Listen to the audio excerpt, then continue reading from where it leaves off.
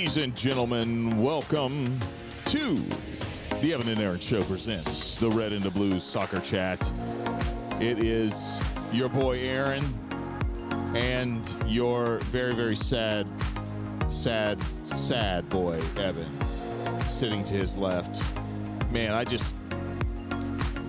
even know what to say, brother. I don't know what to say. So I'm just going to let you just kind of intro us in because I even went with a dark beer tonight.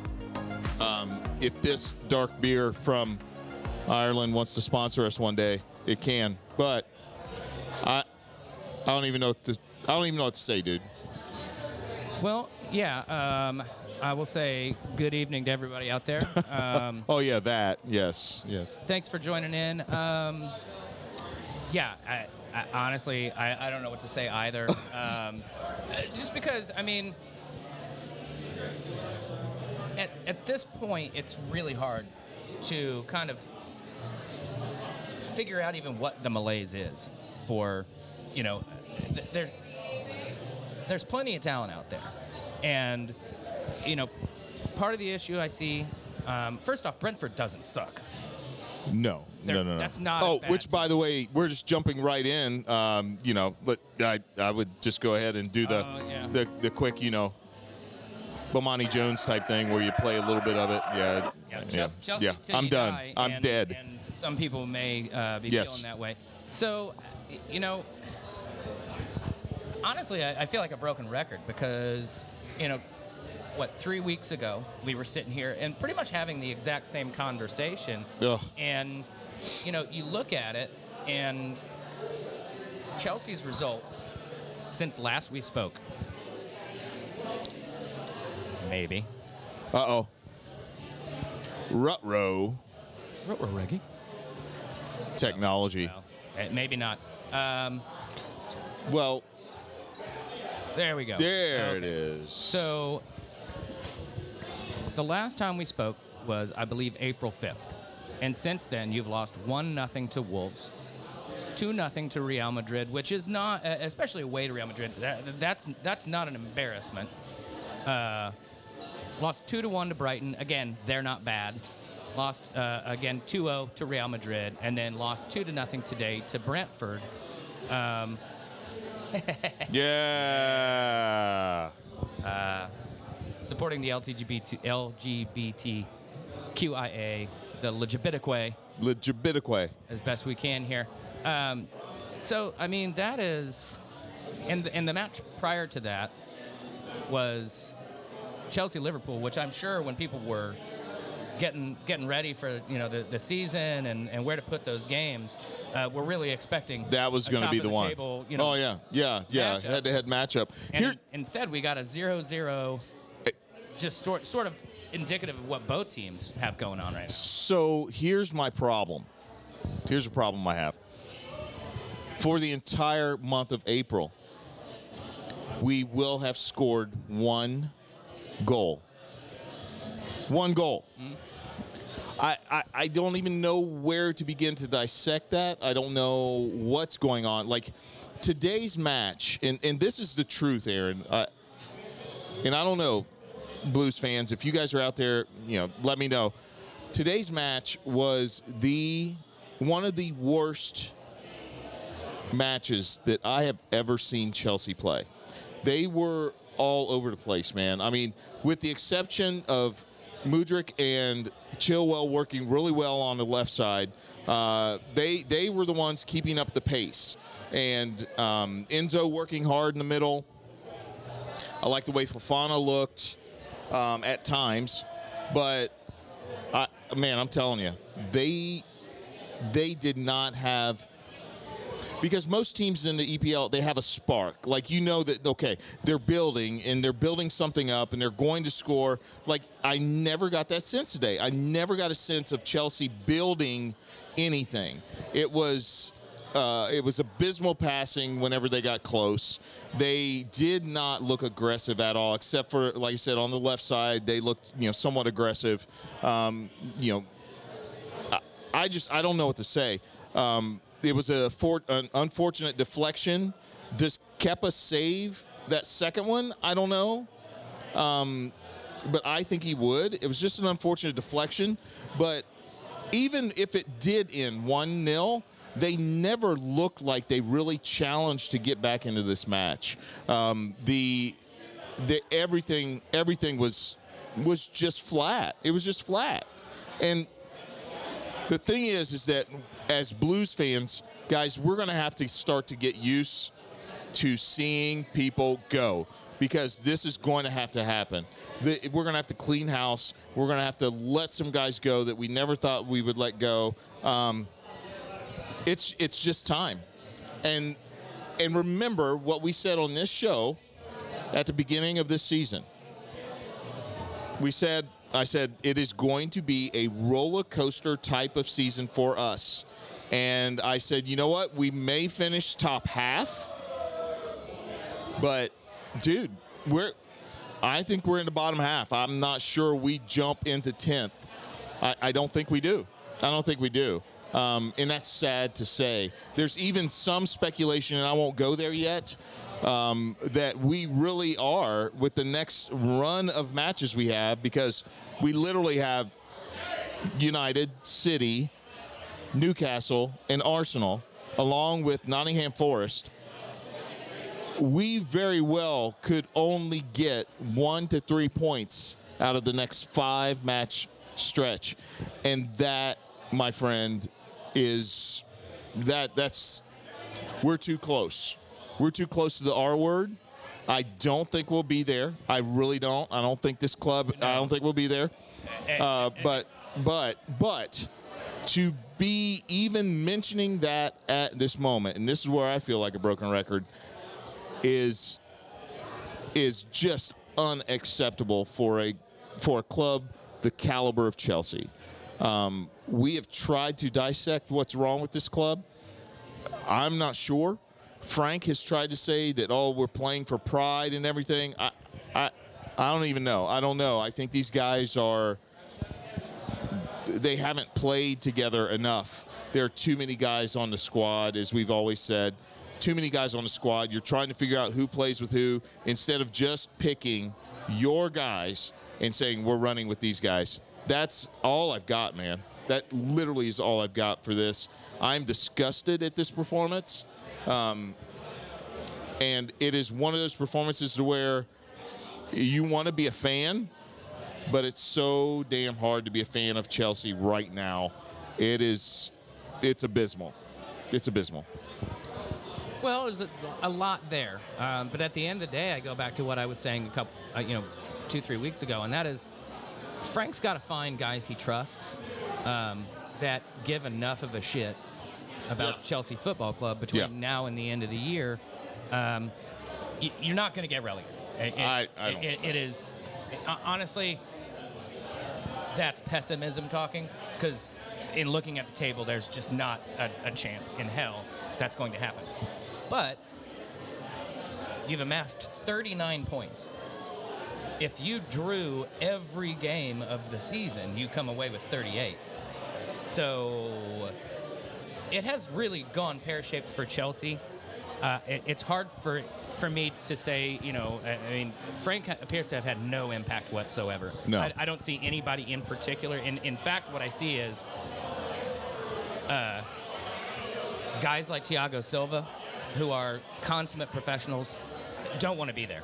I mean, he's largely responsible for that goal, that second goal, because he gets back, recovers fine, does not have anybody else to worry about really. He's slow to come over, and he basically just hangs a leg out. So he's been late, he's been lazy, and he's blocked his own goalkeeper. And you know what? I do like Fofana, but Fofana got beat by just trying to stab at the ball at the very beginning of that move. So that move right there, that entire sequence of really aimlessness on the ball. Yeah. And I don't want to be too critical, but... Oh, no, be critical. I have no idea if Mudryk is any good or not, because I've literally... I don't think he knows what his role is. I don't think he knows what he's supposed to be doing. And he's not a good enough individual player to sort of make things happen. We saw what he can do a little bit today, though. I mean, when you get the right combination of guys, I'm not saying that Chilwell's the right combination for him, but someone that is in that type of role, we see that he can push the ball up and threaten and deliver the ball into the box. We just have nobody running. We have nobody running into the box. We have no number 9. I was admittedly watching a different game for most of the Chelsea match. Sure. I was going back and forth too, man. Come on. I saw Mudryk do one thing today, and that was get caught on the ball for Brentford's second goal. Oh, no. I don't know what he's trying to do.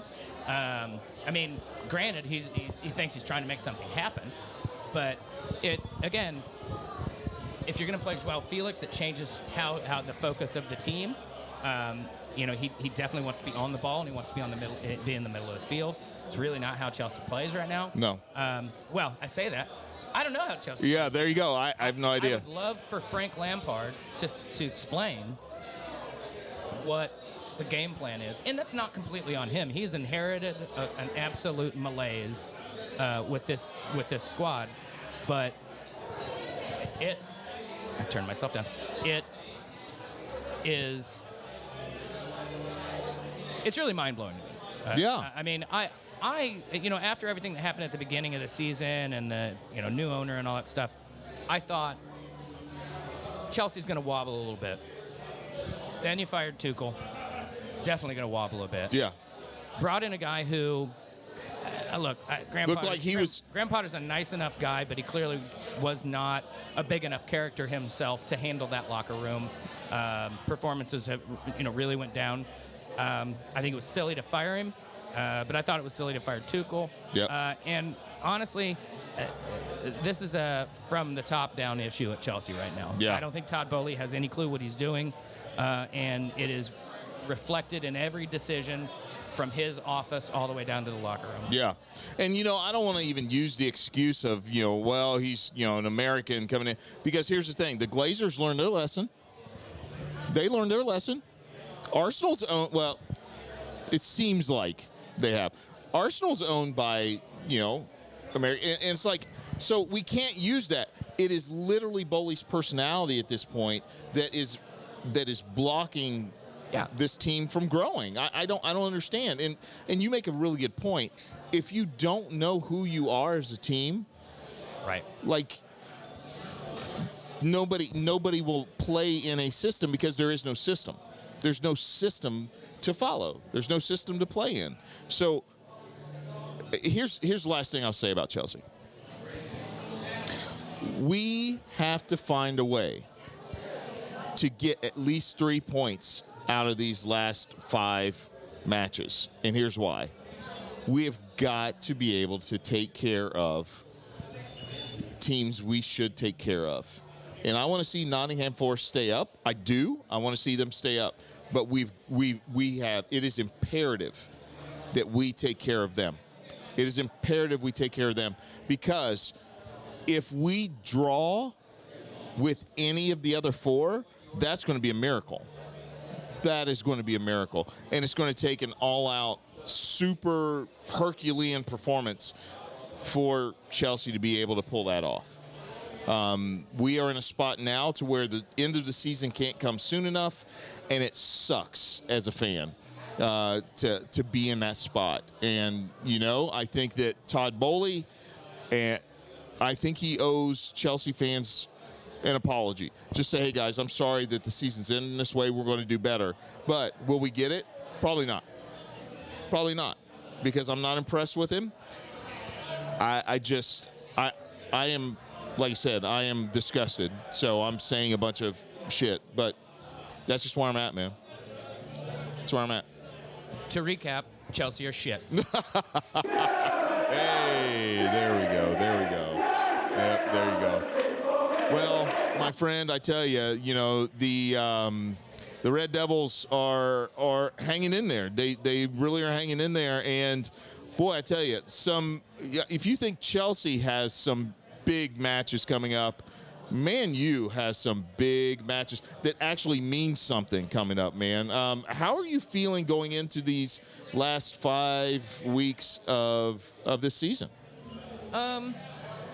It's a mixed bag right now, really, because I'm really proud of what this team has been able to do. The improvement, I think, steady improvement that we've seen all season long, and I think they've made some very good progress under Ten Hag. I think the concern right now is things like the capitulation at Sevilla and how long it took to get over Brighton and Hove at the weekend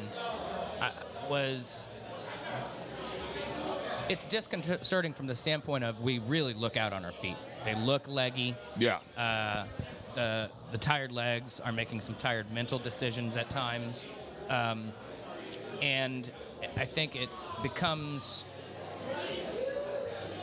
difficult. We've got a lot of injured players. We've got guys in various stages of suspensions and things of that nature, having to address that.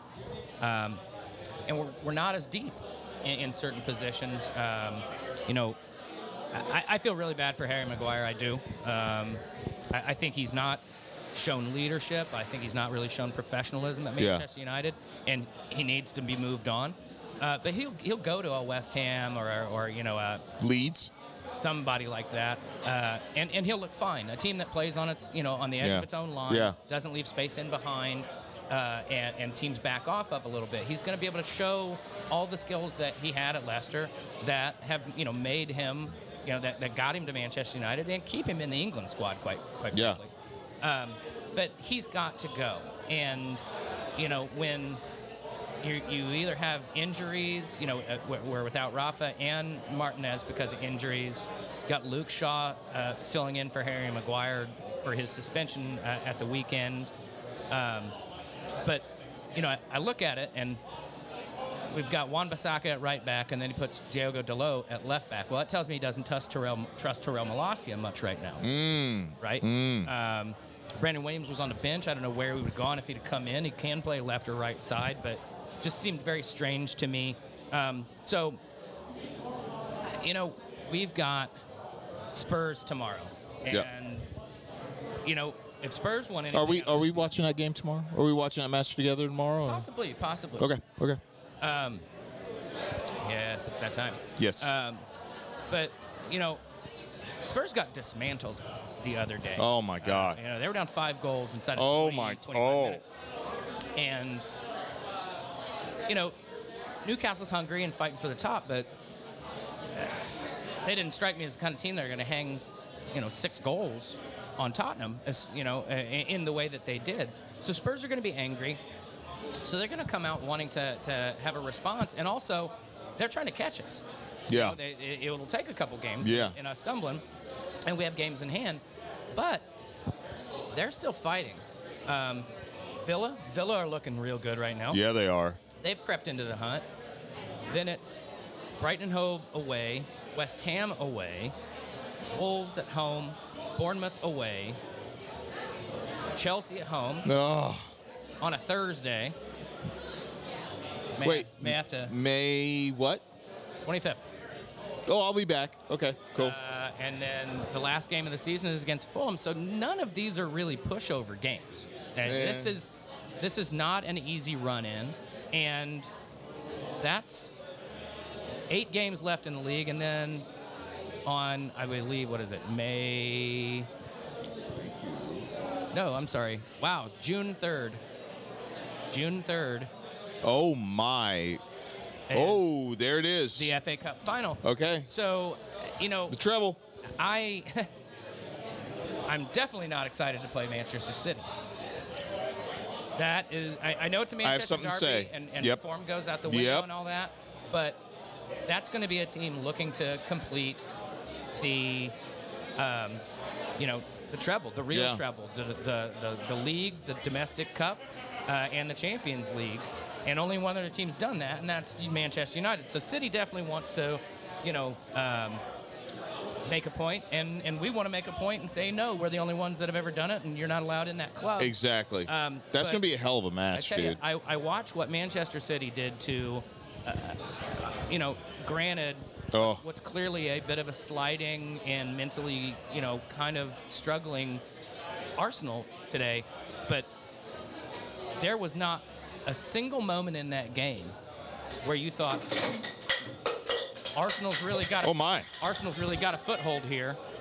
We got Arsenal fans here. A platform to get back into this match. It's just not going to happen. Yeah. And they, from where they were a few months ago when I thought, of course they have the attacking talent. Right. Very good. Right. They had weaknesses, and you could look at and talk about ways to get at them. Yeah. And I don't see that right now. I don't really see a whole lot of weak spots in the armor. Well, I actually, on the way in, I was able to talk to some Arsenal fans, which, hey, guys, it was good talking to you.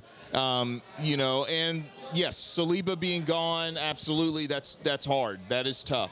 But they even said, they were like, look, we're tired. We played a lot of matches, and I got to give it to them. The fact is that I was joking with them. I said, hey, is Arsenal pulling an Arsenal right now? And literally all four of them said, no, we don't think so yet. Yeah. We don't think so yet. They're still up 2 points. And, and I know it's very slim, and City has a game or two games in hand. 2 games in hand. They may have given this away, but if they finish strong, I still think it's a season they can be proud of, obviously. I think that they are right there with City. I think that if they just work on their fitness, yes, fine. But here's what I have to say about Man U. I think that Man U can go into that June match just as hype, just as pumped up as Man City does. Because, number one, it's a derby.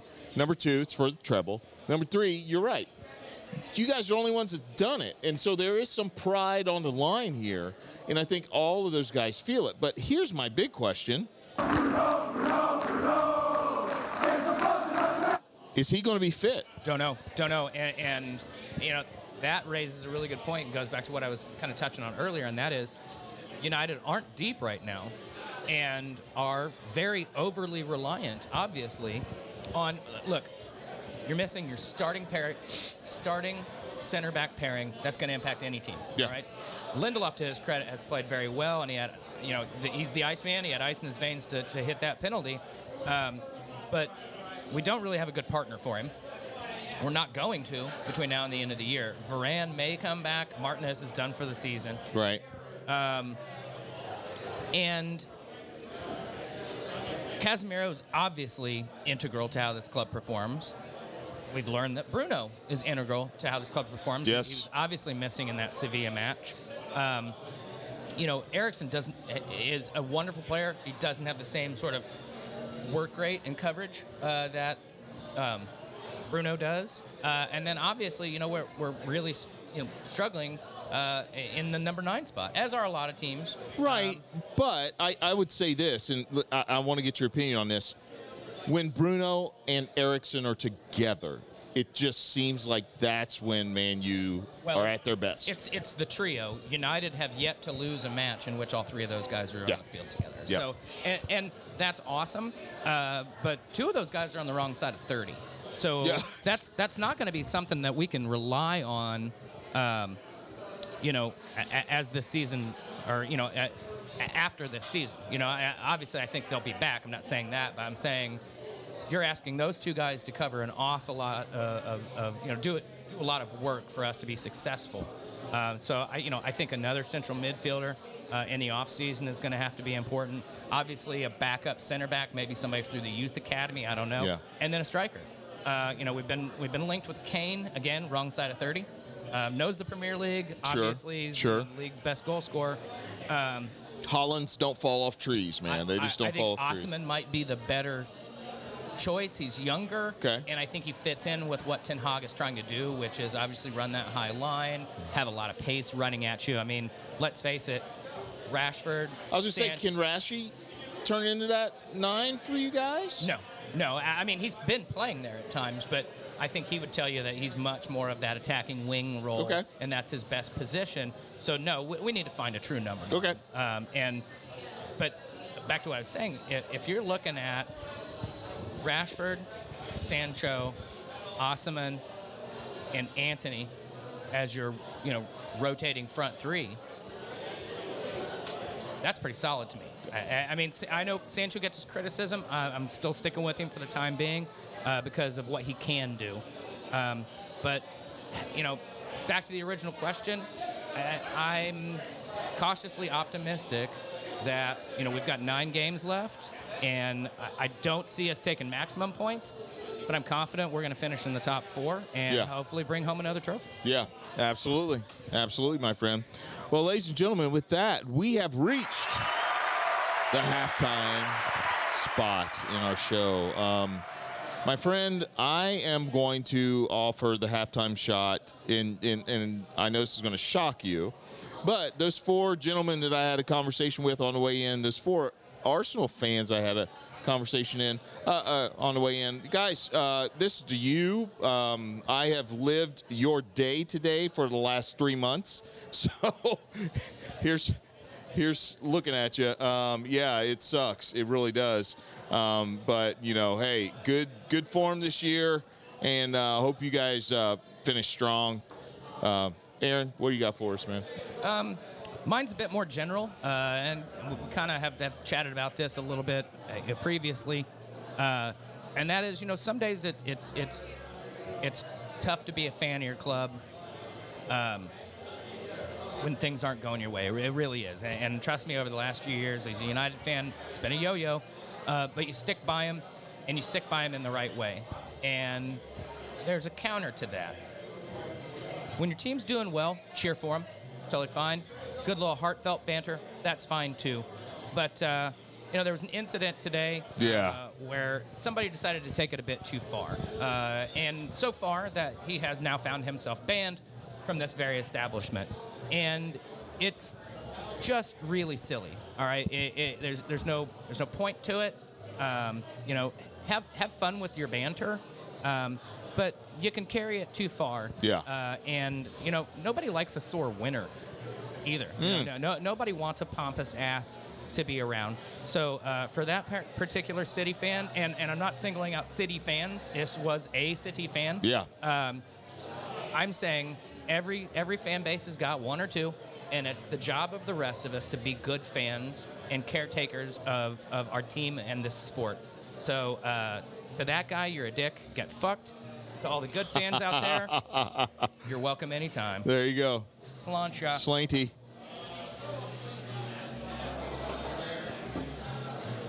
All right. Wow. Wah.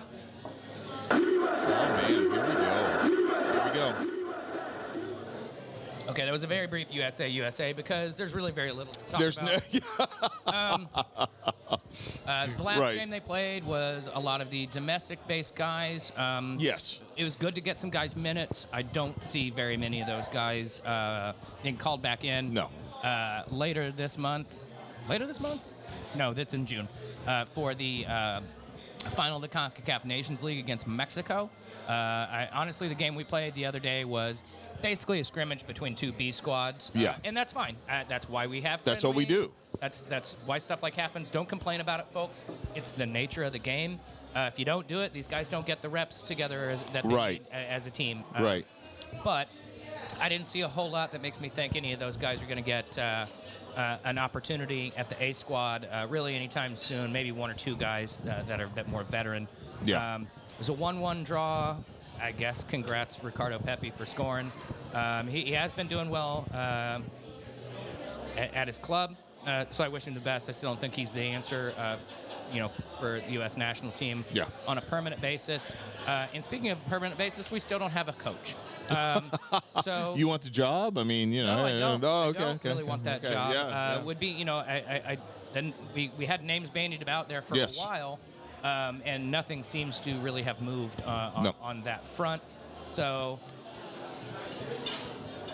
got the moves. It's the Claire Bear dance, right? So, we didn't learn much from that game. And we've got the CONCACAF Nations League, and then the Gold Cup coming up. That's I want to say 4 days after that CONCACAF Nations League game. It's up in Chicago against Jamaica. I may go. Hey, there you go. It's a Saturday. I mean, could be a good time. But yeah, I really haven't seen a whole lot, and honestly, it's very frustrating as a fan of our country's national team. Sure. To really just still be in the dark on a manager. I mean, we've got, it sounds like a lot of the veteran players, Pulisic in particular, have championed having Berhalter. Right. And look, if the guys feel like what is happening under Greg Berhalter is a net positive, and I thought we largely played pretty well at the World Cup. I think we could have done better. Sure. But everybody but one team can say that. So I think there were a lot of positives. I think the whole Berhalter-Reina family saga overshadowed a lot of things. But the reality was we got out of our group, I would say comfortably. Played some really, really good stuff at times, and unfortunately ran into what was, in retrospect, a pretty good Netherlands squad that did all right on its own. So, look, if we're actually building towards something, that would be great. That said, it sounds like Jesse Marsch and Thierry Henry are both interested in the position. I think it's worth interviewing those guys and seeing what their vision is, what's their plan to win a World Cup on home soil. I mean, I know it sounds crazy.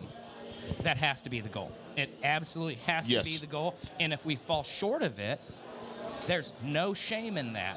But that has to be it. We got home cooking. Yes, absolutely. We've got home cooking. We've got our home camp. This is the perfect setup. And I tell you what, right now, if Mexico and Canada aren't saying the exact same thing, then there's no point. Shame on them. Yeah, there's no point. And I guarantee you, Mexico is saying things. Oh, like yeah. that. They are saying our goal is to win a World Cup. I think by the way they performed last year, I think Canada's saying the same thing. I think Canada's like, hey, guys, look, we can get lucky, and we can take this thing. Thank you. And we gave a big shout-out to your Legibidakwe T-shirt. Yes. Hey. Nice. Hey, nobody. Hey, you know better. They know better. That's right. Couple things I want to say about this is that, guys, listen. Yes, absolutely. I wanted to stop the alarms being sounded. I've read so many different comment sections and stuff like that saying, "Oh my God, what's going on?" Guys, this is preseason football. For those of you who are too American to understand the beautiful sport, this is preseason football, okay? You can't put a whole lot on this because we're not seeing our guys. Yes, congrats to Ricardo Pepi. He looks, okay. He looks fine. I think he makes the squad. I think he'll be there, but I think that we are set up to have a really good run at this next World Cup. What's the matter? I don't know. Oh, well, anyway, I think that as far as the coach situation goes, you know as well as I do, in, group sports, the group a lot of times matter as far as who the manager or the coach is. And, Berhalter, for all the shit we gave him last year and then the praise we gave him during the World Cup, I think the guy is a solid manager. And I think that in this case, you want a manager to grow with the team. This is what I think made, and yes, he's kind of an idiot for all the controversy he stirred up, but this is what made Claudio Reyna a good coach for us, in the fact that he was able. No, I'm sorry, not Greg Berhalter. Yeah, no. Before. This is what made Reyna a good coach for us, is because he grew up. Oh, sorry. No. No, not Reyna. Well, it was Bruce Arena. Yes, Arena. And then. Sorry. That's what I mean. Okay. Bruce Arena seemed to grow with USA Soccer. He seemed to be that guy that kind of just matured along with the team and got it to a point to where we were like, oh, okay, we'll watch these guys. And I think that, with Jurgen Klinsmann, we try to bring someone in that was a really good coach. And yes, Klinsmann did great, he did fine. But I want to see USA Soccer speaking. I want to see someone grow with the team. And it seems like Berhalter is going to grow with this team. It seems like that he's gotten more and more familiar with the guys. Seems like he knows how they play. He was able to take a Gio Reyna aside and say, hey, look, here's the thing. You're not going to play that much this time. But here's why. Here's why. And I think that the reason why these guys are now saying, hey, we kind of like this guy, is because of things like that. To where he's like, okay, I know how these guys respond. I know what they can do. And so, therefore, I'm like, hey, why not listen to the guys? However, you have waiting in the wings. You have a guy like Thierry Henry. You have a guy like Jesse Marsch who have incredible experience in this sport, in this game. Yeah, I get it. But what do you go for? Do you go for rapport? A coach that already has rapport with these guys? Or do you go for, an outsider coming in? And at this point, what kind of club are we?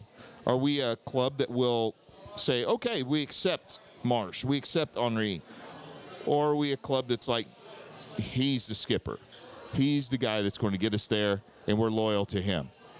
Because, that matters. It matters. Loyalty matters. And if Pulisic and those guys are saying, hey, Berhalter's our guy, we really like playing for him, we don't think that what happened with the Reynas and him matters, I think we need to listen. I just think we need to listen. Well, the problem is it doesn't sound like any of these conversations are taking place at all. I mean, World Cup's been over for 5 months now.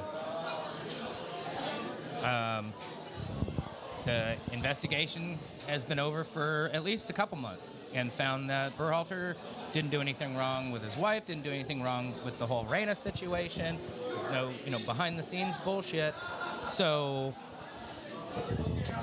you haven't invited these guys in for an interview yet. I don't know if they, they've fired Ernie Stewart. I don't know if anybody has called Christian Pulisic and some of these other guys and said, hey, what do you really feel? That was it was an interview, but what do you really feel when it comes to this? Yeah. And, to your American football's this is preseason comment, well, we're starting preseason without a coach. Yeah. Yeah, we are. And how do you proceed? If you're the Indianapolis Ask the Cleveland Browns. If you're the Indianapolis Colts and you don't have a coach going into the season, how do you prepare for your season? Yeah. We are just over. What? We're now a month and a half away from the next truly competitive match. And you don't fuck around with Mexico. All right? Then we enter the Gold Cup, and the Gold Cup determines, right, where we get placed and shit like that. Those games matter too. And then you're going to have to start playing these, we've qualified for the World Cup. We don't have to worry about that. But we got to start lining up competitive matches during these international windows so that we can take the probably, I'm guessing 16 or 20 guys that we definitely know we want in the squad and rotate the next 8 or so that come 2026, when it's time to roll that ball out for the first game, then probably DC or New York or wherever, that there's no question as to who the starting 11 is if everybody's healthy. There's no question as to who's in the squad if everybody's healthy. We don't want to pull a Chelsea. We do not want to pull a Chelsea right now. Like, we don't want to go into 2026 still wondering, okay, who's going to be where and all this other stuff. Because if we do that, we're in trouble. Yes. We're in big trouble. So. Totally agree. What you got for me next? All right, man. Well, we are moving along to, yes, absolutely, the Hey Aaron segment of the night. And as we announced last show, we are kind of going back to our roots a little bit during our Hey Aaron segments. We're going back to the Evan and Aaron show because we want to there's so much going on in our world that we want to really address some things. And yeah, we'll go across the pond every once in a while, but really a lot of the shit that we've got to address is happening in our own backyard. And, you know, on this show, we are incredible allies. Like, we are LGBTQIA plus allies. We love you guys. Thank you so much. We were able to interact with you guys last June during the Pride Parade, which, you know what, plan on being there again in full force. But my question / just topic that I'd love to hear your opinion on, man, is just these bills that are coming out as far as limiting or ending trans affirmative healthcare that's going on in our states, in some of our states around. And good friend of the pod, Daver. Good friend of the pod. It's sad. It's really sad because, like, when it all boils down, they're just these are just mean laws, in my opinion. They're just mean. But I want to hear from you, like, just kind of your take on, you know, the whole why and what should we do as supporters and as allies. What can we do to kind of, I don't know, help? It's a good and relevant question for right now. I do think the bills are misguided. I think they're born of a very misplaced fear that has really been fomented on the political right, on the hard political right, over the last several months to a couple years. It's first off, the bills and all of this seem very much like a solution in search of a problem.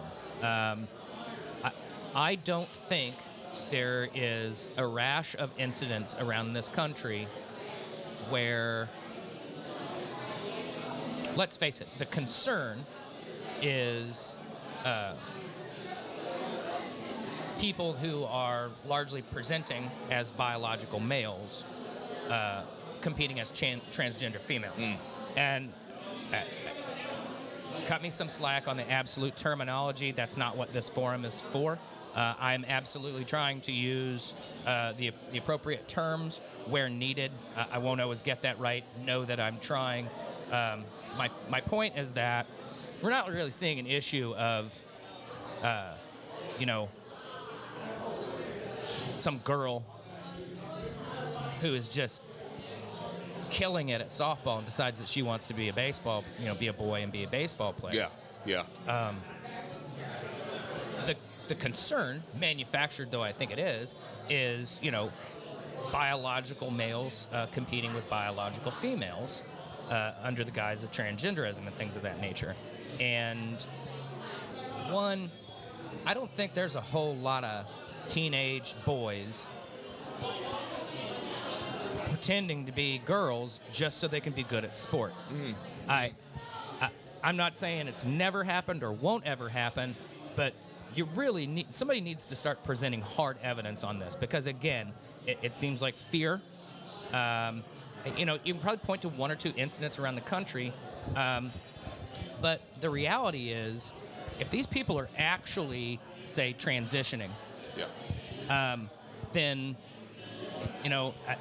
somebody tried to make a point on a talk show. I can't remember specifically what it was, but they were like, you don't have any problem with this. And they're like, no, I don't have a problem with it. And they're like, so you're telling me that if tomorrow LeBron James decided that he wanted to be a woman, you'd be okay with him competing in the WNBA? Speaking of which, and that's what jogged my memory. Yeah. The response to this, which I totally agree with, is because after he starts transitioning and taking hormones and stuff like that, his testosterone levels will not be above it. And that's what happens in professional sports. Yeah. But that's a separate issue, right? Right. And what you really have now is these check your genitals bills and things like that. First off, I'm pretty sure you have to have a physical to compete in organized high school sports. Yes, at least. yes. And I don't see this as an issue in like peewee sports because no, women are more physically gifted at a younger age than boys are. Oh yeah. I mean, there was a girl that competed on my boys' soccer team until we were probably 13 years old, and she kicked everyone's ass. I didn't see anybody complaining about that. No. So if you can come to me and say, oh my gosh, yes, it's happening by the hundreds and thousands around the country where boys are faking it and pretending to be a girl on the weekend so they can dunk on girls, I just don't see it. And I'm with you. They do seem to be very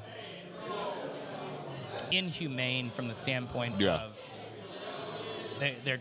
they're treating transgender people as less than human, and if you hear their rhetoric, a lot of them actually believe that. Yes. I believe it was a state representative from Tennessee that basically called them subhuman. And I mean, if we can't, I have to have a sidetrack for a second. No, go ahead. We've known about other genders and intersex or ambiguous sex for hundreds of years. Yes, absolutely. Hundreds of years. Every major society on Earth has had it in some form or another. And you'd know this if you were allowed to open up books, which we're also banning. So this is all coming from one particular place. Yep. And it's yet again a sign of a separation, an us versus them mentality. And it's really ugly. And the answer is vote. Yeah, there you go. Speak out. Don't boo, vote. If you're going to be an ally, sometimes that means sticking up for people. Yeah. You know, being an ally and being anti-fascist in 1942 meant you went and helped out our brothers and sisters across the pond. And they're the original allies. They're the original Antifa. Yeah. And you know what? Today, if you see somebody bullying a transgender or anybody in the LGBTQ community, if you call yourself an ally, you stand up for them. You get in the way, you stand side by side, you do whatever it takes because that is a human being. Yes. And they deserve the same respect and dignity that we all deserve. Ladies and gentlemen, holy cow. That was literally the mic drop on. And there it is. Oh, gosh. Man, we actually may end Obama out. Obama out. We may end tonight to where IG, you guys get a chance to actually watch the show. Might make it to the gram tonight. So, ladies and gentlemen, listen. Thank you so much for joining us tonight. Man, I tell you, Blues fans, just keep your heads up. You know, we will weather the storm. We'll make it through it, and it'll be okay. Red Devils, man, you guys just keep going, keep doing the thing, man. Because honestly, and this is what I love about this podcast is that we can give each other shit about our teams and stuff like that. But damn it, as long as it's not City, that's what I'm just saying. See, I'm okay with City coming back and winning the league. They are the strongest team in the league. Yeah. That cup belongs to us. There you go. And we intend to put red ribbons on it. Yes. So, last part of our show, guys. This is where Aaron gets to send us out with just his random last thoughts. Listen, thank you for joining us tonight. Come out to Chatham Tap. New seasonal menu here. Everything is really good. Yes. I'm probably going to have the chicken parm tonight. Oh, it's delicious. I'm going to have the chicken parm tonight. But Aaron, send us out with your final thoughts, my friend. Love you. And I'm so glad to be here with you, buddy. Well, piggybacking on the Hey Aaron segment, the world lost a true ally. 96-year-old Harry Belafonte was, first and foremost, a black man living in America. Yeah. And he loved art. He loved film. He loved music. And he loved people. And he made a life and a career out of supporting all of those things. He basically introduced America to, calypso music He acted in movies. He became, friends with Sidney Poitier, but probably his biggest relationship was with Martin Luther King Jr. and he was with him pretty much every step of the way. He helped MLK's family out. Martin Luther King was a preacher in the South. I don't think he made a whole lot of money. Yeah. Harry Belafonte bailed him out after the bus boycott, I believe. And he has just been an activist his entire life. Worked with Quincy Jones on We Are the World, which was just the tip of the iceberg with regard to his support for the continent of Africa and trying to get it out from under the yoke of Western colonialism. So Harry Belafonte he was an amazing man, and if you ever saw him, he probably had a big smile on his face, and gave a very stern talk as well, because he lived what he believed, and he deserves our respect and recognition for that, and he was a real one. He will be missed. 96 years old, folks. Yep. So with that, I raise a glass to Harry Belafonte. We need more like him. And that is it, folks. All the news that is not fit to print. Thanks for tuning in. As Evan said, come out and join us here at Chatham Tap. If you're planning to come over the weekend, they're open at normal time on Saturday with the regular menu. But again, that seasonal menu, try it out. Yes. I'm quite the fan of the Chicken Caesar Rep. There you go. And then, in addition, 9 o'clock on Sunday for all the games. Man, big, huge matches coming up for the next month. Make sure you get out and enjoy them, guys. Have a good night. Peace.